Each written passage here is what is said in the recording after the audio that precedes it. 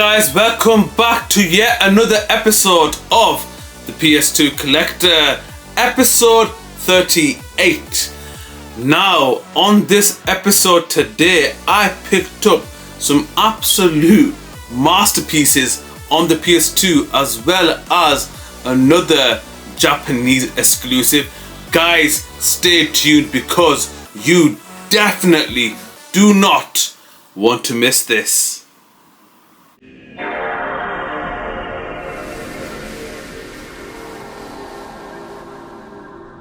Guys, so let's start off with the first game of this video. I'm gonna start off with the Japanese exclusive, and that is Space Venus starring Morning Musume.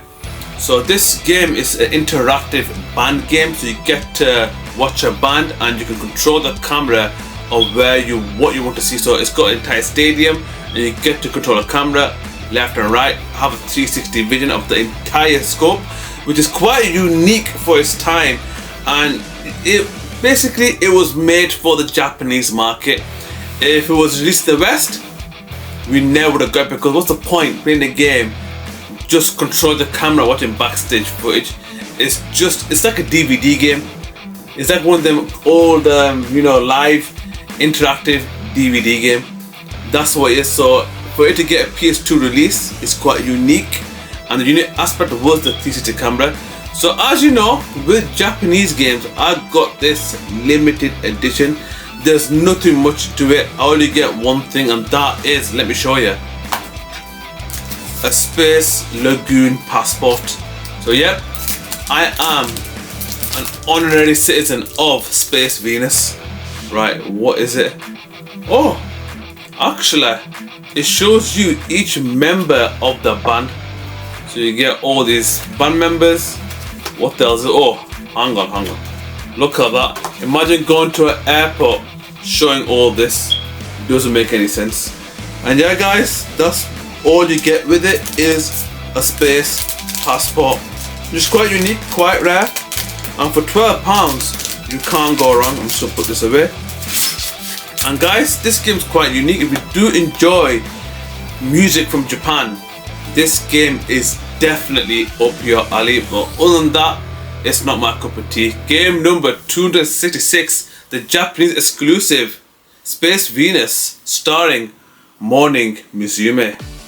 Alright guys, so on to the next game, game number 267, and that is Tom Clancy's Splinter Cell Double Agent. And as you know, I'm a huge fan of the Tom Clancy's Splinter Cell series. How did this game do? This game got mixed reviews. It got mixed reviews, and I see why. I don't know about on the PS2, because when I played this game, I got it on the Xbox 360, because at the time, if you want to play the game at its best potential, Xbox 360 was the way, other than PC. But back to the game, I do enjoy the new gadgets, just the fingerprint scanner, the glass cutter, and I do enjoy the levels in this game. I don't want to spoil for any of the levels in this game. It's really well designed, and I like the way it sticks with the successful formula that made the Splinter Cell series successful. It's a shame that they don't bring that back nowadays, but in this time, this game was really fun. However, if I had to nitpick, there was a bit of glitches, and the hard difficulty was really painful. If you want to have torture, play this game in hard mode and you will have a challenge, let me tell you that. But other than that, if you do enjoy stealth games, or if you're a huge fan of Tom Clancy's Splinter Cell series, such as myself, give this game a go. For only £1, you're having a great game for that amount. It's a no-brainer. Game number 267, Tom Clancy's Splinter Cell Double Agent. Right guys, so on to the next game, game number 268. And this game, sadly, I never heard of, but I heard a lot of good things about it. And that is Freedom Fighters for the PS2. So the same creators who made Hitman made this game. So it's EA Games. So EA Games at the time was on fire, man. It was on fire. The FIFA games, the Need for Speed games, the Burnout games. There's so many things that EA was doing right at the time. You could not knock them. Today, EA is absolutely awful. awful. But back then, the Harry Potter games as well, EA could not do nothing wrong at the time. And this game unfortunately slipped through the net because I never heard of it, but it's been developed by EA. And whilst I was playing it, the graphics, I've got to commend it for its time, looked really good, you know. It looked really good. If you compare GTA 3 to Freedom Fighters, it looks quite similar with the open world design and everything.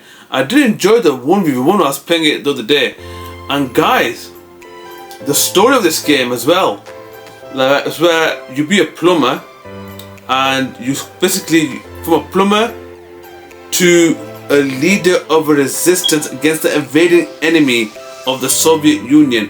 So there's a huge character plot right there. I don't want to spoil for anyone, but yeah, it's got a good, interesting and engaging story, and the game looks really good.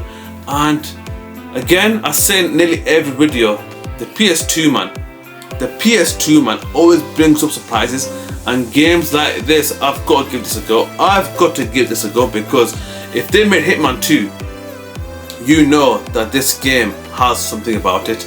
And guys, if you're like me and never heard of this game before, for £2.50, give this game a go. I haven't played it, but by looking at the reviews and playing the first 10 minutes of it, it looks really good. And yeah, £2.50, can't go wrong. And that is game number 268, Freedom Fighters. Right, on to the next game, game number 269, and that is Hot Wheels Highway 35 World Race. Now, I know a lot of people enjoy Hot Wheels games, but for me, this is my personal opinion. If you if you don't agree with it, leave in the comments below. But this is my honest review.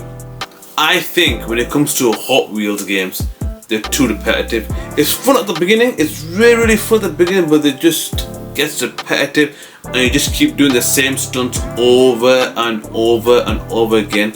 There's no replayability in these Hot Wheels games, so once you complete them, there's nothing else to do than to move on to the next game. But is that a bad thing? No, because when it comes to trophies on the PS5, one second, let me show you. I've got a game here called Hot Wheels Stunt Mayhem. If you play this, it's repetitive as heck. But I played Hot Wheels World Race the other day. It's not the greatest game in the world, but I do enjoy the CGI and I do enjoy the environments in the game. There's nothing wrong with that. But other than that, it's just not for me. It's not my type of racing game. It's too cartoony and a bit too kiddie. But if you do enjoy Hot Wheel games, be my guest for £2. You can have a bit of fun, but it gets old really fast. And that's, my friends, is game number 269, Hot Wheels World Race. Right guys, so on to the final game of this video, and for me, it's one of the most, not heartbreaking, but one of the most tragic tales in gaming. This series could have been something more greater than it actually was, and that is the Getaway Black Monday, the original Getaway. What a game, brilliant story. And okay, the difficulty was a bit tough, but it was an amazing and well designed game.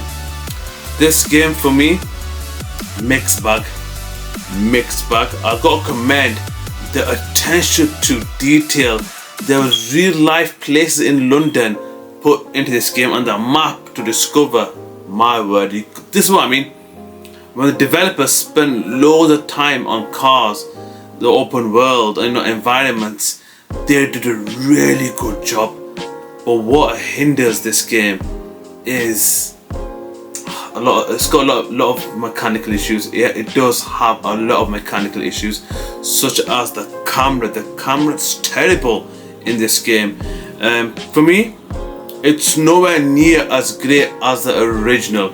This game seemed a bit rushed, and for me it could have been better. And I think the Getaway series, it did get a spin-off with Gangs of London, but it never took off after Getaway 2. Getaway 1 was fantastic. Getaway 2 for me killed any opportunity for us getting a third game. I would love trust me, I would love to see a third game from the Getaway franchise. The Getaway franchise unfortunately died on the PS2, but it deserves a remake. I would love for the PSN store to re-release this game because it was developed by Sony Interactive. So Sony does own the rights for this game, and I'm surprised that they've not put this on the store, because I would love to platinum it. And I would love to platinum both the Getaway game as well as the spin-off Gangs of London. But it could have been a bigger franchise, man. It was the British GTA of its time. It was the British GTA, and for me, the graphics, the amount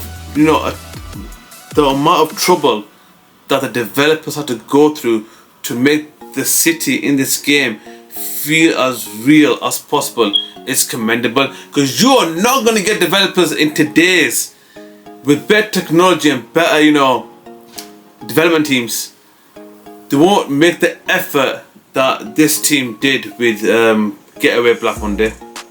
And guys, will we see another Getaway game? Leave in the comments below, because I think that we need to revisit games like this. And guys, would I recommend this game?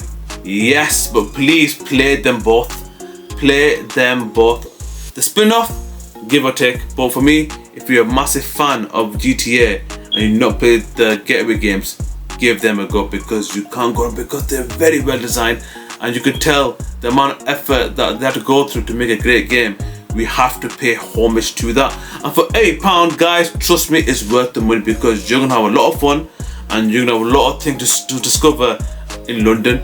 And if you're not, paid a visit to London in your lifetime, play this, because when was this game released? This game was 2004. Yeah, if you can go back to 2004 and see what London looked like in 2004, you get to tour it in this game. How awesome is that? And guys, that's the final game of this video, game number 270, and that is Getaway Black Monday. And guys, that's the final game of this video. We picked up some heavy hitters, man. Some heavy hitters, some Japanese exclusives, 270 games down, long way to go. And guys, if you're not subscribed to this channel, what are you doing? Please subscribe, please leave a like, and please click on the bell notification below, because if you want to know when my videos come online, the bell notification will notify you straight away, and you can watch my videos right there and then. And guys, anyways, until next time.